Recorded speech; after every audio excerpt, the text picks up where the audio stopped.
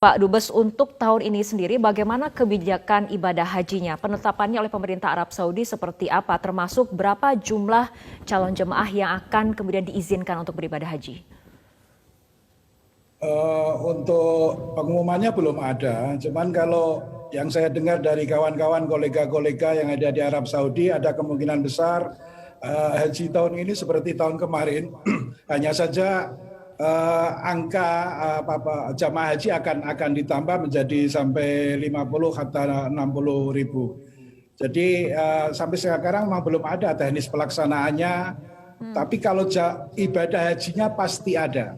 Oke. Nah, pertanyaannya adalah apakah hanya cukup dalam negeri domestik Saudi atau juga internasional atau domestik Saudi tapi dibagi berdasarkan para ekspatriat yang ada di Saudi, di mana ekspatriat Indonesia yang ada di Saudi ini kan lebih dari 1 juta orang. Oke, apakah kemudian dari pemerintah Arab Saudi sendiri sudah mendengar langkah yang diambil oleh pemerintah Indonesia untuk memutuskan membatalkan keberangkatan jemaah haji di tahun ini? Saya yakin Saudi sudah memonitor langsung lewat kedutaan Saudi yang ada di Jakarta. Kami kebetulan selalu online dengan Saadatul Safir, Dubes Saudi yang ada di Indonesia, ya Isam Asakfi, karena kami berdua sepakat untuk melakukan diplomasi kemaslahatan dua bangsa. Perlu saya informasikan juga bahwa ini adalah musim haji ke-6. Saya bertugas sebagai pelayan jamaah haji di Arab Saudi. Jadi saya sudah paham betul lorong-lorong yang ada di Saudi. Karena diplomasi haji adalah merupakan diplomasi prioritas yang dibebankan negara kepada KBRI Riyadh. Oke. Ya, mengenai lobby diplomasi sendiri sudah 2 kali calon jemaah haji Indonesia ini tidak bisa melaksanakan ibadah haji, terutama dampak dari pandemi COVID-19. Ini antrian calon jemaah haji di Indonesia diperkirakan semakin panjang bahkan mencapai tahun 2065. Pak Dubes, bagaimana memperkuat lobby diplomatik terutama untuk pelaksanaan haji dan umroh ini?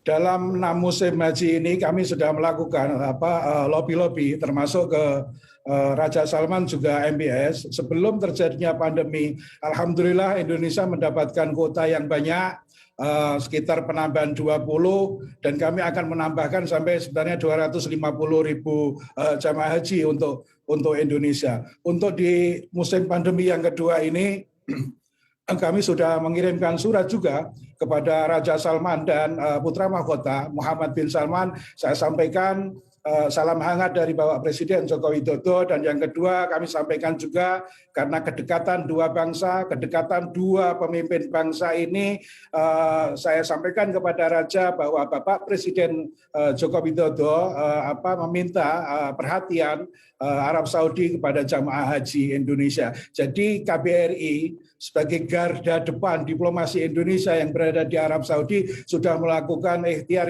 yang istisnaiyah, yang extraordinary, tidak hanya berhubungan dengan kementerian-kementerian di Arab Saudi, termasuk dalam hal ini adalah Badan Intelijen Saudi yang juga mempunyai power dalam penentuan haji, tapi kita diberikan akses oleh Saudi melakukan komunikasi korespondensi dengan Raja Salman dan Muhammad bin Salman. Saya kira tidak ada diplomasi di atas level itu lagi. Artinya level tertinggi sudah kita lakukan demi kemaslahatan jamaah haji Indonesia. Begitu Mbak Fitri Megantara. Baik Pak Dubes, karena kita kemudian tengah menghadapi kondisi pandemi COVID-19, salah satu kemudian yang menjadi sorotan adalah calon jemaah haji yang sudah divaksinasi. Untuk pemerintah Arab Saudi sendiri, apakah kemudian ada vaksin-vaksin tertentu yang kemudian diakui oleh pemerintah Arab Saudi dan dijadikan syarat bagi calon jemaah haji?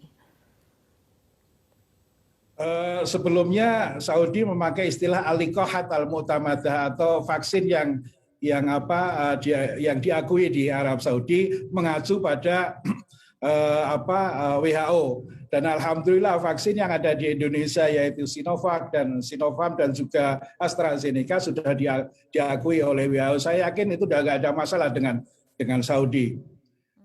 Jadi tujuan Saudi adalah sebenarnya al-hifat ala nafas yang akan dijadikan prioritas atau mendahulukan menjaga nyawa yang merupakan prioritas utama. Soal berita yang hoax di tanah air bahwa Indonesia tidak mendapatkan kuota, ini bagaimana mendapatkan kuota? Pengumuman haji belum ada. Jadi pengumuman haji belum ada, setelah itu kan sebenarnya baru ada kuota. Dan perlu saya sampaikan juga bahwa negara yang tertunda, yang ditunda masuk ke Saudi ini adalah kawan-kawan dekatnya Saudi. Saya sampaikan ini biar tidak menjadi fitnah sosial atau fitnah berkepanjangan, bahwa seperti Mesir misalnya, ini adalah merupakan salah satu anggota koalisinya Saudi yang masuk dalam At-Tahaluf Al-Islami Al-Askari li Muharabatil Irhab atau Islamic Military Counter Terrorism Coalition. Kemudian Turki juga masuk itu, kemudian yang Lebanon juga masuk, artinya Pakistan juga masuk. Ini kawan-kawan dekatnya Saudi dan aliansinya Saudi. Jadi saya berharap berita-berita hoax yang ada di tanah air mungkin untuk secepatnya dihentikan, yang merupakan fitnah pada negara.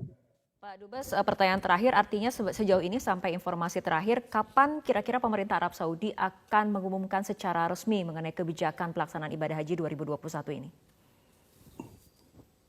Empiriknya Mbak Fitri, biasanya hari Kamis atau hari Ahad. Kalau di Indonesia kan biasanya kan hari Rabu kan gitu kan. Kalau di Saudi pengumuman yang sangat penting akan diumumkan Kamis malam atau hari Ahad. Karena pengumuman yang kita tunggu-tunggu ini semua negara menunggu dan juga semua kementerian di Arab Saudi juga menunggu. Mereka semuanya ijma konsensus ketika saya ajukan pertanyaan, wahai Dubes, nantadir minadion al-Malaki, kita tunggu keputusan raja yang akan diumumkan oleh Dewan Malaki atau Royal Court.